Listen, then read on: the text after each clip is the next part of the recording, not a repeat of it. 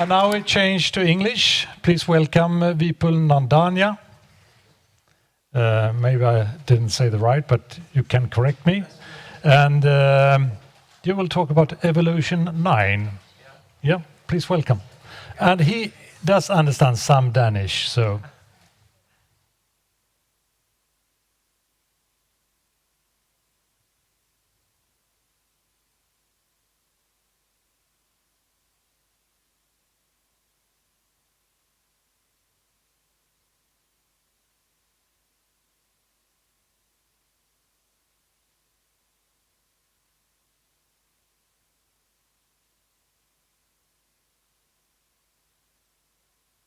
All right. Is it just me who feels sleepy after lunch, or anybody's with me? All right. Well, as Peter said, my name is Vipul, and I'm running a company called Evolution 9. Please don't ask me why Evolution 9. I feel honored to be part of this event, and especially when I see, very inspiring people like you, who is either want to become entrepreneur, running your own business, or in a vision or in a dream of doing something. So, with the same, maybe you can consider my case as your case. And I have started my journey from some time, and then I've been to some, sort of up and downs as an entrepreneur, as you learn through it. So I'm here to share some of the thoughts on how do you think globally, and how do you perceive that global thought in your mind in every step that you execute.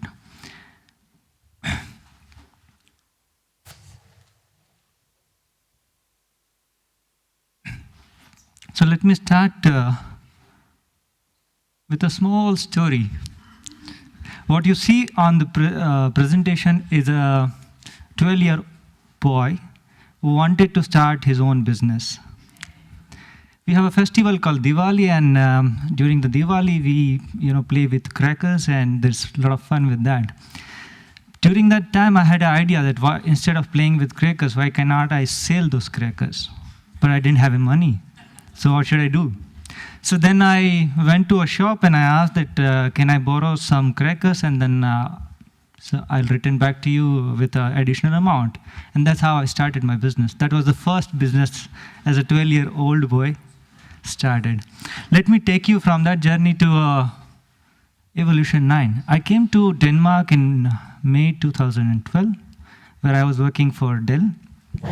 Prior to working for Dell, I worked with other MNCs like Intel, Tech Mahindra, and other companies. Having spent a couple of years in IT industry, I thought it is a good time that I should jump into water without knowing how to swim. And that's where I ended up being an entrepreneur. So we established Evolution 9 in March 2012. We're based in Denmark and operating for many countries in terms of client executions. So we have many clients across, US region and Europe region and Asia Pacific. We are mainly focusing on mobile app development, web solution, and consulting. This is our main focus as of now. And we have an offshore partner office in India, where we have 25 resources who will work for us in case of any project. So we dedicatedly, have those resources for us. So that's a bit about Evolution 9, and this is the journey that we have been through so far. So during the establishment in March 2012, the first step that we took is to have a resource, offshore execution. So that was first step, and then we got our first client within, the next month. And from there, we took a lot of steps to build the company. We've been part of the final entrepreneurship award in 2012 in Denmark. And we've been to different pitches like Connect Denmark and so on. We have developed some mobile apps which was executed in Copenhagen Fashion Fair 2014 and many other places. Okay, so moving on to interesting part. Let me ask you a question. What do you see here? Yeah? What's your good name? What is your good name? Yeah? Yeah? Yeah. So Sophie, she is saying that she could see world. Anyone else? Map? Then? Sorry? Okay, she sees the opportunity. Yeah. All right. Anyone else?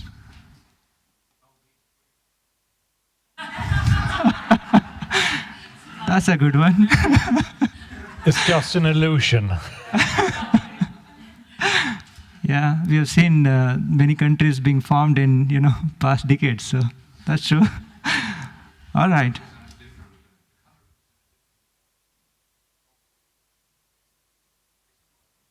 That's true. Yeah. Yeah.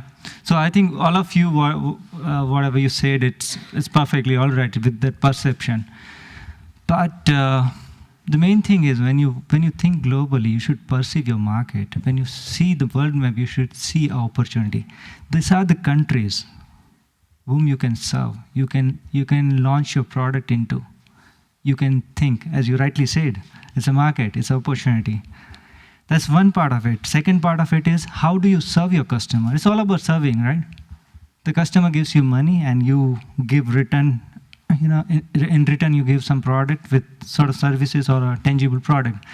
So yeah, with that perceptions, if you start whenever you see world map and when you start thinking that this is the opportunity, this is where I want to be, this is where my company should be, or this is where my market should be, then eventually what happens is, let me put it in this way, inevitably you get inspiration that how should I connect to this market. And it's like whole universe is like creating a conspiracy for you, and you get all help to navigate.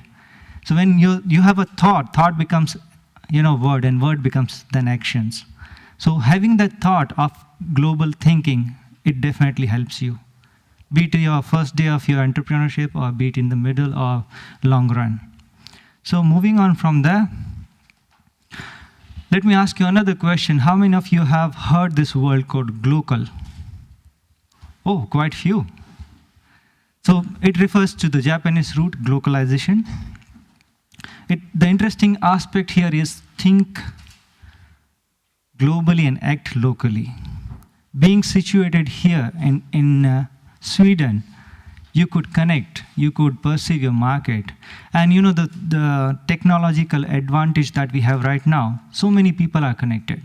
We have so many mobile devices, so many internet connections and so on. So the whole world has become a sort of connected, a small family. And you could test your market. Now if you look at the next slide,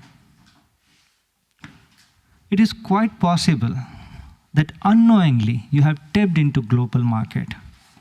How many of you have, I'm sure you would have used Facebook, Twitter, and many social medias, spent a lot of time over there. And I'm pretty sure that you would have a fan following or the followers from different regions, isn't it? Somebody from Asian countries, somebody from USA, somebody from South Africa. You never know, which part of the world. You've never seen them practically, but they like your page, or they comment. So they interact with you. And what does that signify? It signifies that there's a potential to reach out that market. If you launch a product, if you do a small test, hey guys, I'm launching this small product in your market. What do you feel? How would this product applicable to your market? And you start getting the feedback. Right? So that's kind of testing that you can do it with those sort of products. So technology gives you a sort of advantage in terms of you don't have to go outdoor there and do all sort of stuff. So if you use technology, if you leverage the technology aspect of today's generations, we can use that technology in something called mode of goodness. You could get further with that vision. So let's say you have followers from different countries, and if you want to go for a lean approach of testing your market or testing your product, what would you do? you take a mini step. You just see that if you are running company or enterprise, what you do is you just see your historical sales data. You just take a chunk of data out of it, and then you prepare your marketing strategy, and then you launch it to a respective market and get the feedback from that. So that once you complete this cycle, then you know that this is my targeted market. Let's say if you are a company who is into purified water, right? Where would you go and sell your product? And so you might have two options. One option is to go for a country where you have a lot of business. Second option is you go for a country where there is a need and also there's a business. So there you are combining two purposes, opportunity plus service. You're also serving the society. So if you have that vision from beginning, for sure it will line up accordingly. Now moving on from there, this is another aspect which is very important. We are so diverse, isn't it? Within our family we are so diverse. We have different mental ability, different sort of skills. Within a country we are so diverse, right? And on the planet we are so diverse. And diversity exists for a reason. If all of us, if we are same, there wouldn't be any fun. So we have accepted foods, right? We eat Italian food, Chinese food, and so on, Indian food, and So we already accepted that part because that we relish the food. We relish, we enjoy it. So now it is the time that we break those barriers, the walls that we have created. Those identities.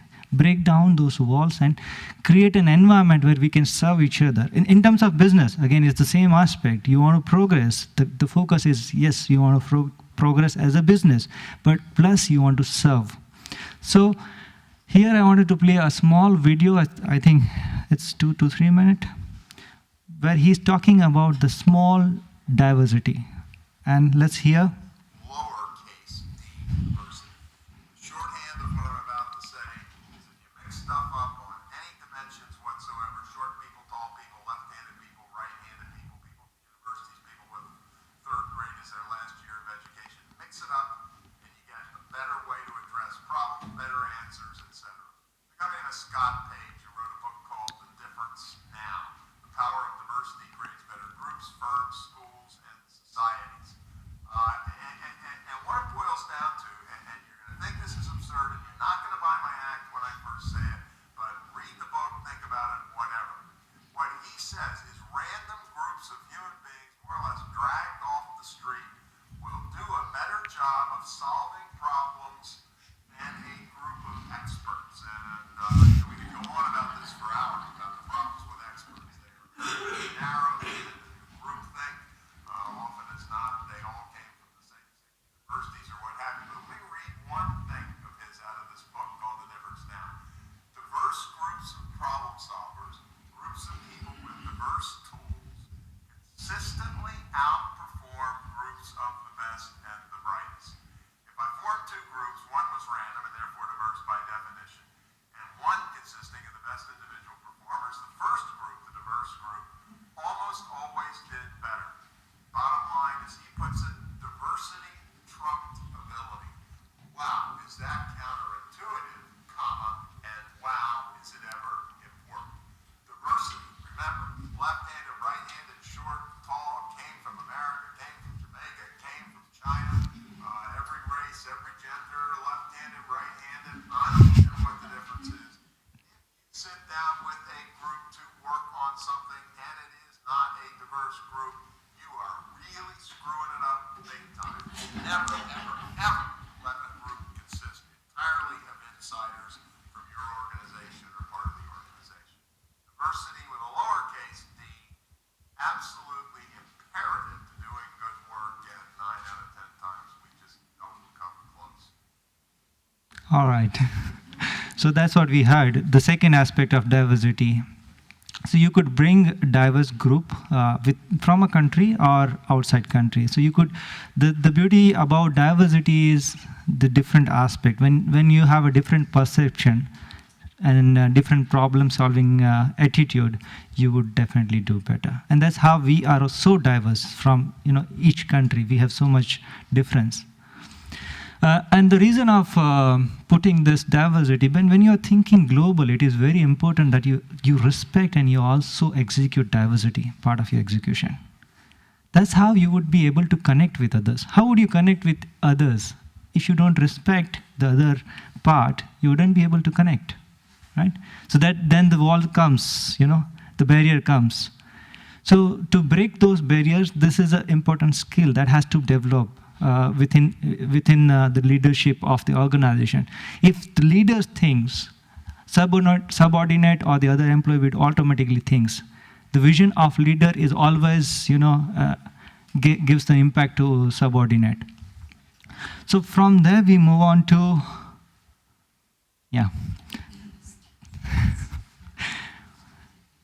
Okay, the title says that skill kills. So all of us, we have, a lot of different ways to acquire knowledge.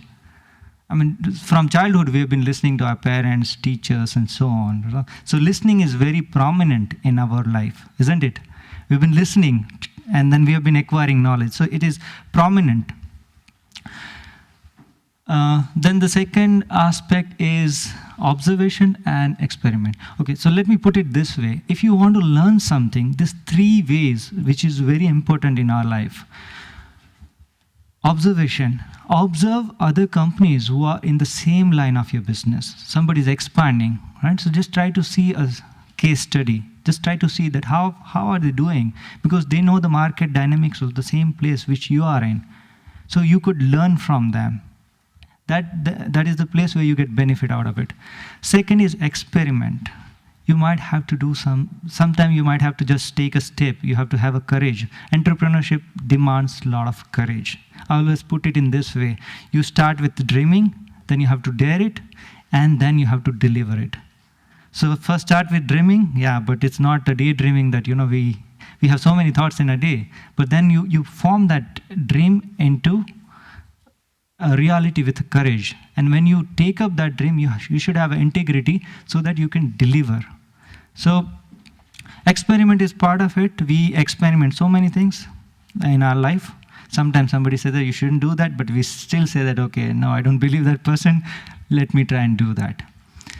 And a few of the things we just say that, okay, I have observed, I have experimented, now I have understood. But the third, and which is prominent, listening.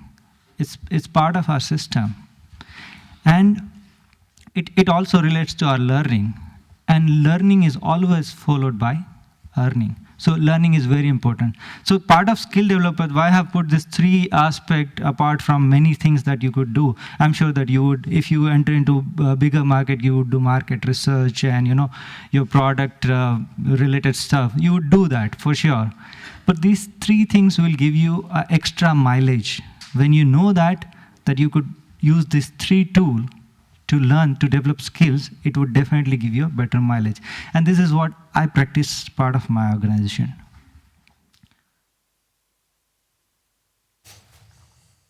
Yeah, I think that's it, part of my presentation. So I welcome Jen. Thank you very much. Thank you very much.